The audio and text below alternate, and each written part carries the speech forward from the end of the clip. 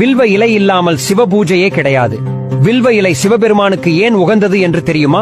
வில்வம் சிவனின் அம்சமாகவே பார்க்கப்படுகிறது. வில்வத்தளம் என்பது 3 இலைகள் சேர்ந்தது. 3 இலைகளும் மகாதேவனாகிய சிவனின் 3 கண்கள் என்றும் அவர் ஏந்தும் ஆயுதமான திருசூலம் என்றும் கருதப்படுகிறது. வில்வ இலைகள் அதிர்வலைகளை உள்வாங்கும் தன்மை கொண்டது. வில்வ இலைகளை சிவலிங்கத்தின் மீது வைக்கும் போது லிங்கத்தின் மீது இருந்து வரும் அதிர்வை தன் வசப்படுத்திக் கொள்ளும். இதனால்தான் சிவலிங்கத்திலிருந்து எடுக்கும் வில்வ இலைகளை நாம் வைத்துக் கொள்ளும் போது ஆரோக்கியம், நல்வாழ்வு, மனநிலை ஆகிய 3லும் மாற்றத்தை கொண்டு வருகிறது. இதனால்தான் வில்வ இலைகளை சிவ மூலிகை சிகரம் என்றும் மும்மூர்த்திகளின் உறவிடம் என்றும் போற்றப்படுகிறது. வில்வ மரத்தின் கிளைகளே வேதங்கள், இலைகள் அனைத்தும் சிவரூபம், வேர்கள் கோடி ருத்திரர்கள். வில்வ மரம் மகாலட்சுமி வாசம் செய்யும் இடமாக கருதப்படும்.